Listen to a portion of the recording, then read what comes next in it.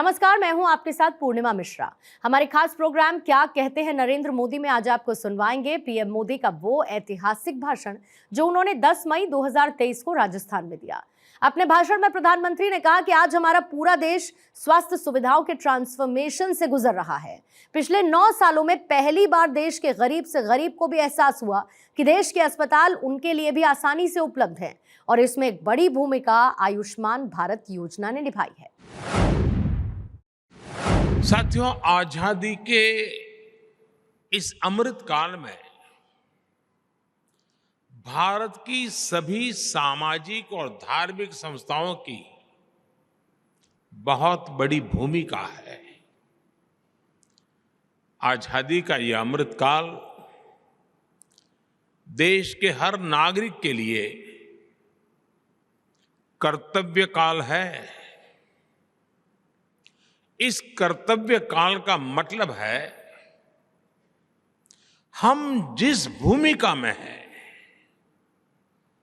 उसका 100% निर्वहन और उसके साथ साथ समाज के हित में, देश के हित में अपने विचारों और जिम्मेदारियों का विस्तार, यानी हम जो कर रहे हैं उसे पूरी निष्ठा के साथ करते करते ये भी सोचना है कि हम अपने देश के लिए और क्या ज्यादा कर सकते हैं। आप सभी इस कर्तव्य काल के प्रेरणा पुंज की तरह हैं। ब्रह्मा कुमारी एक आध्यात्मिक संस्था के तौर पर समाज में नैतिक मूल्यों को मजबूत करने के लिए काम करती है, लेकिन साथ ही आप समाज सेवा से लेकर साइंस, एजुकेशन को प्रमोट करने, सोशल अवेयरनेस बढ़ाने के लिए भी पूरी तरह समर्पित है। माउंट आबू में आपका ग्लोबल हॉस्पिटल रिसर्च सेंटर, ये वाकई उसका एक बहुत बड़ा उदाहरण है। और मुझे बताया गया कि इंस्टीट्यूट के जरिए यहां आसपास के गांवों में हेल्थ कैंप किए जाते हैं, रक्तदान शिविर लगाए जाते हैं। अब जिस super speciality charitable global hospital का संकल्प ने लिया है वो भी इस क्षेत्र में स्वास्थ्य सेवाएं सुधारने में मदद करेगा। आप सभी इस मानवीय प्रयास के लिए अभिनंदन के पात्र हैं। साथियों, आज हमारा पूरा देश स्वास्थ्य सुविधाओं के ट्रांसफॉर्मेशन से गुजर रहा है। पिछले 9 वर्षों में पहली बार देश के गरीब से गरीब को भी एहसास हुआ है कि देश के अस्पताल उसके लिए भी आसानी से उपलब्ध है। और इसमें एक बड़ी भूमिका आयुष्मान भारत योजना ने निभाई है। आयुष्मान भारत योजना ने सरकारी नहीं, प्राइवेट अस्पतालों के दरवाजे भी गरीबों के लिए खोल दिए हैं। आप भी जानते हैं कि इस योजना के तहत 5 लाख रुपए तक के इलाज का खर्च सरकार उठाती है। इस योजना का लाभ देश के 4 करोड़ से ज्यादा गरीब उठा चुके हैं। अगर आयुष्मान भारत योजना न होती तो इसी इलाज के लिए उन्हें 80,000 करोड़ रुपए अपनी जेब से खर्च करने पड़ते हैं।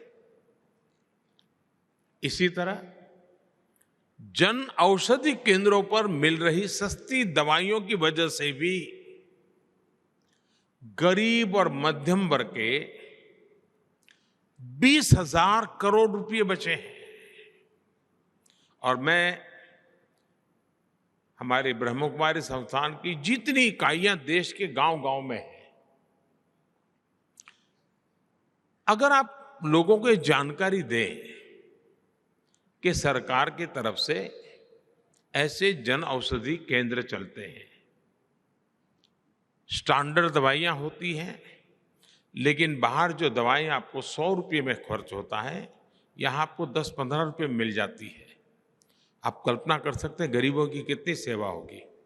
तो हमारी सभी इकाइयां, हमारी सभी ब्रह्मा कुमार हो या ब्रह्मा कुमारी हो, वे लोगों में ये जागरूकता लाएं और देश में स्थान स्थान पर ये जन औषधि केंद्र बने हुए हैं। आपके संपर्क में आए हुए लोग आपको हमेशा आशीर्वाद देंगे। अब जैसे किसी परिवार में बुजुर्ग व्यक्ति है, डायबिटीज की बीमारी है, तो उसको दवाई के पीछे जो खर्चा होता है 1200, 1500, 2000 रुपये तक हो जाता है। लेकिन इसी जनऔषधि केंद्र से अगर वो दवाई लेगा तो उसको शायद वो खर्चा 1500, 2000 में से कम होकर के 100 रुपया हो जाएगा। उसका जीवन में बहुत बड़ी मदद होगी। यानी इस बात को आप हर दूर पहुंचा सकते हैं। साथियों, आप सभी इतने वर्षों से स्वास्थ्य के क्षेत्र से जुड़े रहे, आप भली भांति जानते हैं कि हेल्थ सेक्टर की एक चुनौती डॉक्टरों, नर्सों और मेडिकल कर्मियों की कमी भी रही है। पिछले 9 वर्षों में इसी कमी को सुधारने के लिए भी देश में अभूतपूर्व काम हुआ है। पिछले 9 वर्षों में औसतन एवरेज हर महीने एक नया मेडिकल कॉलेज खोला है। 2014 से पहले के 10 सालों में 150 से भी कम मेडिकल कॉलेज बने थे। बीते 9 वर्षों में देश में 300 से अधिक नए मेडिकल कॉलेज बने हैं।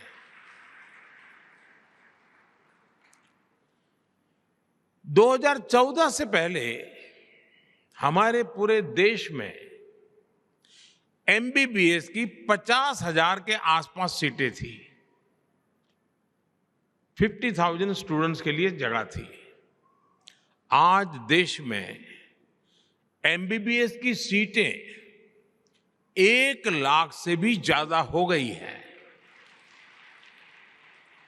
2014 के पहले पीजी की भी 30,000 के आसपास ही सीटें थी। अब पीजी सीटों की संख्या भी बढ़कर 65,000 से ज्यादा हो गई है। जब इरादा नेक हो, समाज की सेवा का भाव हो, तो ऐसे ही संकल्प लिए जाते हैं और संकल्प सिद्ध भी किए जाते हैं। साथियों, आज भारत सरकार हेल्थ सेक्टर में जो प्रयास कर रही है, उसका एक और बड़ा प्रभाव आने वाले दिनों में दिखेगा। देश में जितने डॉक्टर आजादी के बाद 7 दशकों में बने, उतने ही डॉक्टर अगले 1 दशक में बन जाएंगे। और हमारा फोकस सिर्फ मेडिकल कॉलेज या डॉक्टर तक सीमित नहीं है। आज ही यहां नर्सिंग कॉलेज के विस्तार का काम शुरू हुआ है। भारत सरकार भी नर्सिंग के क्षेत्र में भी युवाओं को नए अवसर दे रही है। हाल में ही सरकार ने देश में 150 से अधिक नए नर्सिंग कॉलेज को स्वीकृति दी है। इस अभियान के तहत यहां राजस्थान में भी 20 से ज्यादा नए नर्सिंग कॉलेज बनेंगे। इसका लाभ निश्चित तौर पर आपके super speciality charitable global hospital को भी होने वाला है।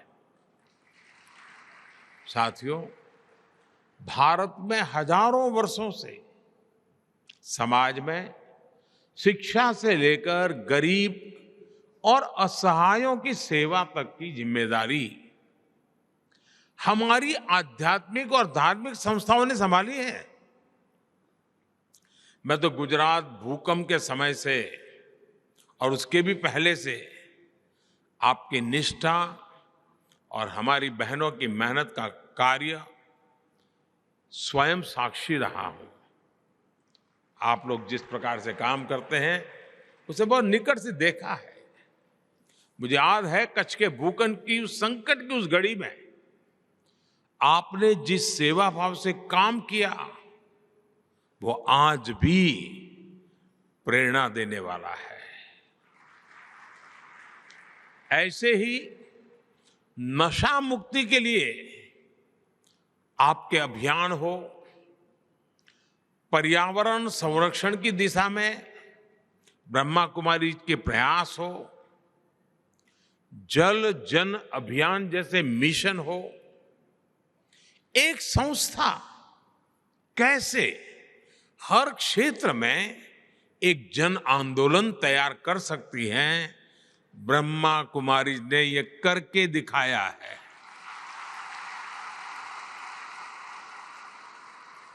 विशेष रूप से मैं जब भी आपके बीच आया हूं, मैंने देश के लिए आपसे जो अपेक्षाएं की हैं उन्हें पूरा करने में आपने कभी भी कोई कमी नहीं छोड़ी है।